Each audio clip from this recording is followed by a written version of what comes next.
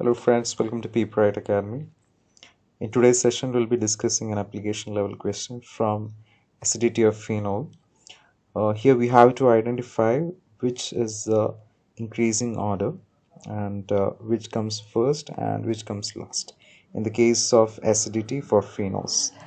So we have four examples here. First one is phenol, second is picric acid, then third one is orthocresol, and fourth one is meta nitrophenol. So we'll be trying to understand what is the reason behind this increasing order of acidity and the explanation for that. Okay, so first we need to understand what the acidity means. So what is acidity? Acidity means it's a loss of proton from a molecule, correct? In the case of phenol, we have already seen what the acidity means. Phenol has an OH group. From the OH group, the oxygen the hydrogen is going to get removed and it will form the ionic form, that is phenoxide ion, right? So all these phenols, starting from this 1 to second picric acid, 3 orthocresol, and 4 metanitrophenol, all of them will lose the hydrogen atom to form the phenoxide derivative. From all these examples, you will be able to see that they will be converted to the phenoxide derivative. So what is phenoxide derivative means? I'll write the example for phenol. So you will get molecule like this, that is O minus. Similarly for picric acid also you will get a molecule which has the O minus part, and along with that there will be the 3 nitrogen atoms, right? So this is the uh, phenoxide derivative of picric acid. Similarly for orthocresol also you will get the same thing. You will get the phenoxide derivative, that is O minus, and here for metanitro also you will get the phenoxide derivative here. Okay, so all this indicates what? All this indicates that all these molecules can be converted to the phenoxide derivative with the loss of proton. So which one is going to liberate the H plus ions faster?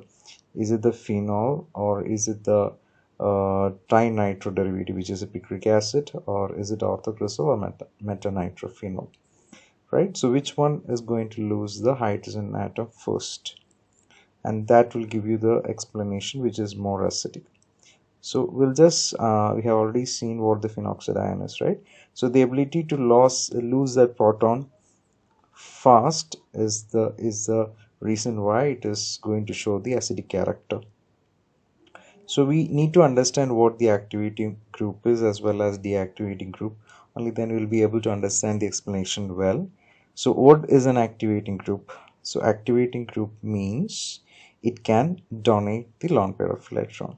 So this is going to donate the electrons. So they are electron donors, correct? So electron donors means they are going to donate the electrons or give the electron to the phenol or to the benzene nucleus, which means that it is going to increase the electron density, right? So electron donating group will increase the electron density, and this will destabilize the phenoxide ion. So I'll show you what here it is happening. So we got the phenoxide ion, right? After the H plus ion is liberated, you will get the phenoxide ion. But the problem here is it is attached to an activating group, which means that it is electron donating, right? So in order the phenoxide ion to become stable, what happens is that this electrons, that is a negative charge, will get dispersed. That is the way by which the phenoxide ion is going to get stabilized. But what happens when there is an activating group here? It means that the activating group is going to pump electrons into the nucleus. So it's going to pump as much electrons into the nucleus, and this will increase the electron density within the nucleus. So the amount of electrons present within the nucleus will increase. In this case, from the phenoxide ion, the electrons, that is a negative charge, will not be able to move, and it means that the dispersal of negative charge will be very difficult to happen when there is a electron releasing group attached to it. So already there is a more electron density within the nucleus, right?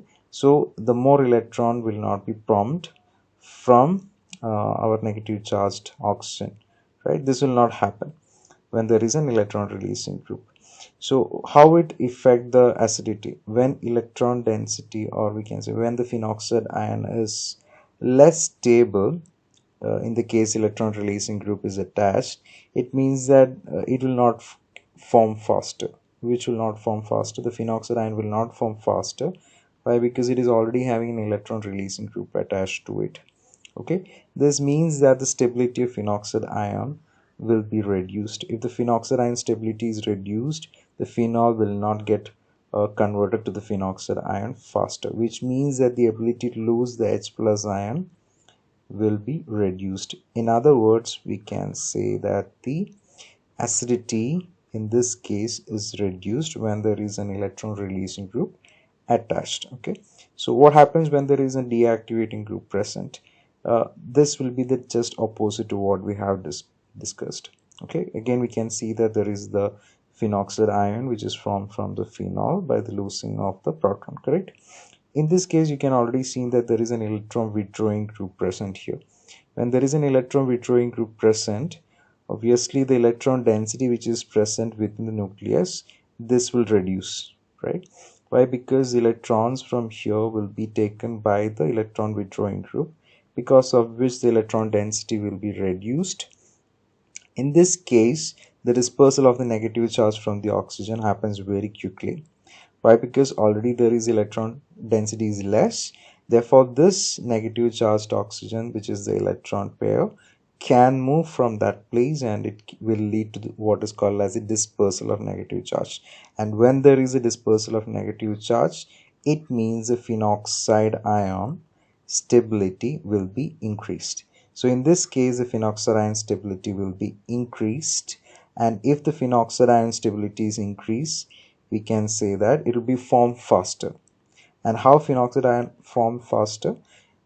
It is by the loss of the proton, right? When the proton is lost, the phenoxide ion will be formed, and this process will get faster when an electron withdrawing group is present, right? We'll get a stable phenoxide ion by the dispersal of negative charge. So this is the we need to understand what an electron withdrawing group is and what an electron donating group is, and what how it is affecting the acidity of phenols. Okay, so when there is an electron withdrawing group present, it will increase the acidity of phenol, and when there is an electron donating group present, it will reduce the acidity of phenol. Now let us see the examples and let us try to understand which is having the most high acidity. Okay, in this case, let us see which one is having electron withdrawing group. So we already understood that when there is an electron withdrawing group, okay, this will help to increase the acidity of phenol, right? So we know that nitro group is a electron withdrawing group. So let us see how many examples are there containing nitrogen. So you can already see that there is 2 examples having nitrogen. So we have one example that is a picric acid with 3 nitrogen atoms, whereas metanitrophenol has only 1 nitrogen atom, correct? So when the number of electron withdrawing group increases, this means that the stability of phenoxide group also increases, phenoxide ion also increases. That is, this one will become acidic more quickly because it is having 3 electron withdrawing groups attached. And the next one will be the metanitrophenol, which is having just 1 nitro group attached to it.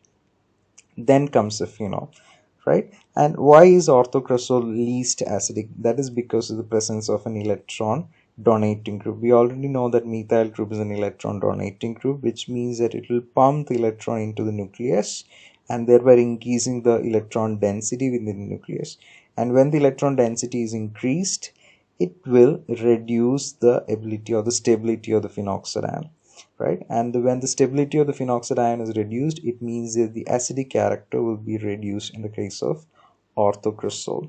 So the order of acidity will be picric acid will be highest acidic, followed by the metanitrophenol, then phenol, and last will be orthocresol. The highest acidic is going to be picric acid, and the least will be orthocresol. So this is the order of acidity of this particular example. So we can just see the summary of few of other examples which is coming under the activating and deactivating groups. Okay, so we have the strongly activating groups here, so strongly deactivating groups, which is cyano group, nitro haloalkyls, ammonium, and these are all strongly deactivating, which means that it is having electron withdrawing effect.